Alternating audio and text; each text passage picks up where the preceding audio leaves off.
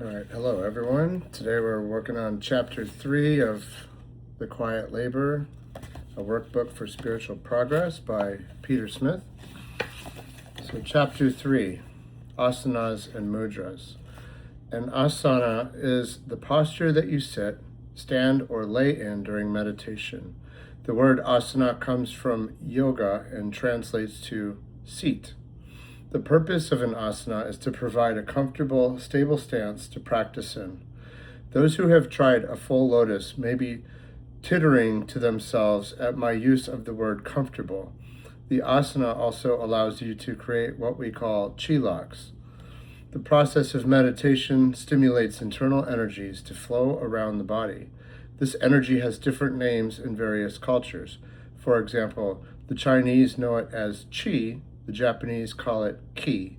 In Indian yoga, it's referred to as prana. If we compare this energy to an electric circuit, when we sit properly in an asana and have the correct hand position, a mudra, it is like turning all the switches in the circuit on, allowing the current to flow freely through the circuit uninhibited, which is good. This is what we want. When we practice meditation, as well as focusing and stilling the mind, we also take in much more oxygen and allow it to exchange for longer in our lungs through steadily deeper breathing. The asana keeps our back straight so the lungs can open fully. The process of oxygenating the body more and for a longer period than our normal breath cycle is very good for us. It means we remove the waste from the cells and better create more energy in the cells via anaerobic cellular respiration.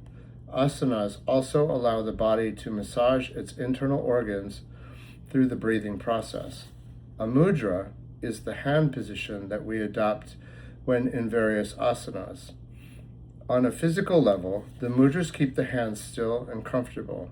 The main task, however, is to act as a chilak and hold in the internal chi, ki, or prana energy by recycling it back around the body, along with the expulsion of any additional energy we do not need.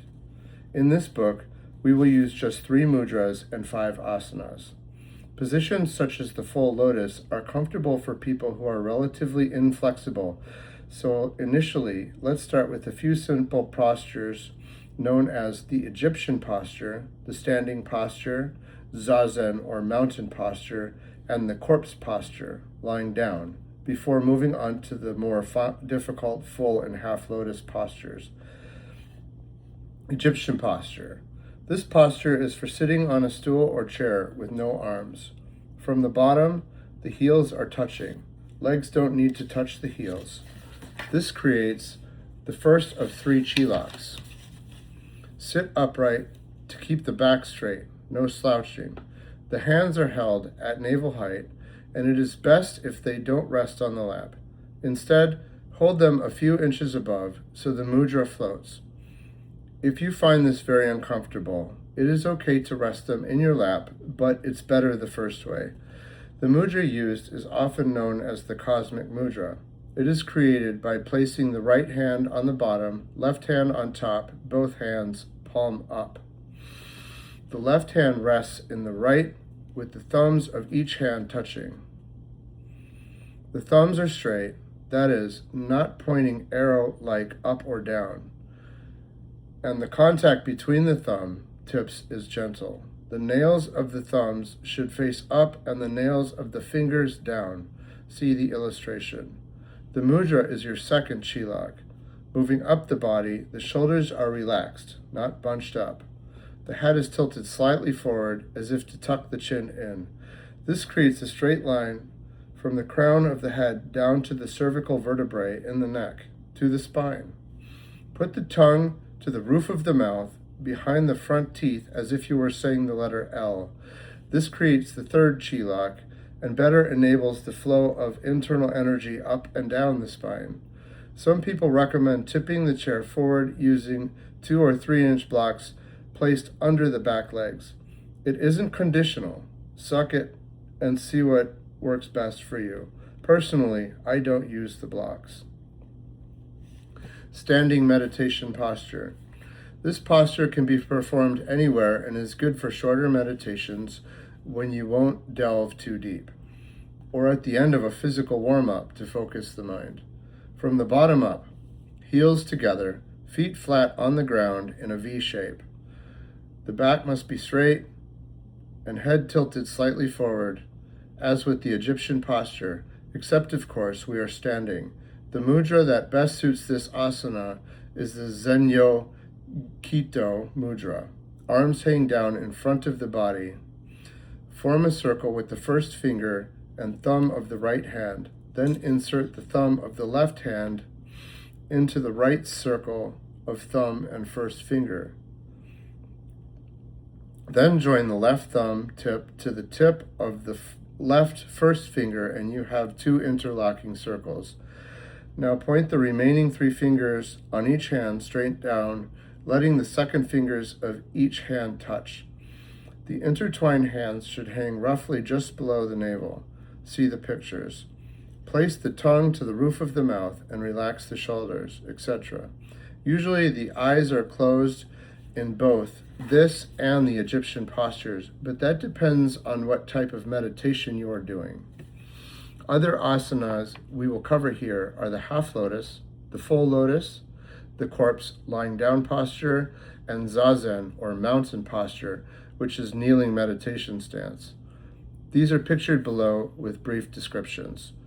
Try them all and find the one that suits, and then, unless there is a good reason to change, stick with that asana. The lotus postures. These comprise of the half lotus and full lotus asanas. They are the asanas that you traditionally see in the Indian gurus sitting in. Both postures are pictured below. The half lotus has the right foot tucked into the base of the sacrum groin, forming a chilak with the base or root chakra, also known as the Muladhara chakra. See chapter 24 for an illustration and explanation on the spiritual body. The left foot is placed onto the right inside thigh as the picture below. That said, if you are more comfortable the other way around, that's fine too. The mudra is formed with a circle between the thumb and the first finger. The other finger is sticking straight out, as in the hand mudra photo below. This mudra is known as the Gyan mudra. The hands usually rest on the knees or just above on the thigh. A practitioner can choose to point the fingers either up or down, or have one hand down and the other up. The reasoning behind this is based on how chilaks work. In this instance, the mudra is doing 2 things. Firstly, it is recycling energy we need back into us through the circle made with the thumb and first finger. The straight fingers are allowing any excess energy to flow out and back either to Mother Earth, pointing down, or to heaven, God, pointing up. As the meditator, you can choose where you would like the excess energy to go. I usually have one hand pointing down and one up. It is okay to use other mudras whilst in this posture. Sometimes I use the cosmic mudra shown above, where the hands are one on top of each other in the lap area with the thumbs touching. This method keeps all the energy within the body. Either method is fine. The only other points worth reiterating is to have a straight back and to tip the chin down slightly to bring the cervical vertebrae of the neck in line with the spine. Also, sit up, don't slouch. The full lotus varies from the half lotus only in the fact that the right foot must sit inside of the left thigh, a small difference which has a large impact for many Westerners who are not flexible enough to adequately perform this posture, especially for long periods. If you can do it easily, then use it. If not, the half lotus is equally good and a great deal less of a struggle. Zazen, or mountain posture. This posture comes from Zen, Japanese, or Chan, Chinese Buddhism, and is a sitting posture used for meditation. It's called the mountain posture because you are sat on 3 points and the posture should feel stable like a mountain. The traditional way to perform this is to kneel with the feet out behind you, close together, with the left big toe on top of the right big toe. First Qilak. The legs, knees, form a V out in front. Then sit back onto the legs with the buttocks. Sit up so the spine is straight. Tuck the chin in slightly to align the spine with the cervical vertebrae and adopt the cosmic mudra shown above with the Egyptian posture. Then put the tongue to the roof of the mouth, behind the front teeth, third Qilak. This kneeling position is known as seiza in Japanese. If I'm honest, it is traditional form. This posture is very uncomfortable for Westerners because we are not used to sitting down on the floor for long periods and we don't have the flexibility. After a few minutes, the legs go dead. With constant practice, though, you can get comfortable for longer periods. To make life a lot easier, one can use a small stool to sit on. There are different types, but I tend to use a T-shaped stool. See photos below. Yes, I know the purists will see it as cheating, but hey, who cares? I can meditate for hours on my lovely stool. Seriously, though, they are very simple to make, and then Seiza becomes a wonderfully comfortable asana to practice from. The corpse, or lying down posture, Savasana. This asana is primarily for people who have health problems and who are thus unable to sit up for long periods. If you do use it and find that you start to fall asleep in this posture, then stop immediately and get up, as it can form a bad habit of dropping off to sleep during meditation. Do not use this in preference to other postures if you are able to use them. You will gain much from the discipline of holding a sitting or standing posture during meditation. The corpse posture is achieved by lying down flat with the heels touching and the head raised slightly on a thin pillow to align the cervical vertebrae with the spine. Some yogas teach this posture with the heels apart, but as we are meditating and want to create the Qilak at the heels to help the internal energy flow, we require the heels to touch. Place the hands either at the sides of the body, with each hand in the Gyan Mudra, or on the tummy at the Tantian or Dantian point just below the navel in the Cosmic Mudra or Zenyogido Mudra. And finally, fix the tongue to the roof of the mouth as with all other postures. In all of the above postures, please don't be afraid to make yourself comfortable. Unless you are a very supple or have been practicing from an early age, postures such as the full lotus are difficult, as is the half lotus. But sometimes with strategic use of cushions, they can be made more comfortable, and this is fine, if the back is straight and the Qilaks are in place.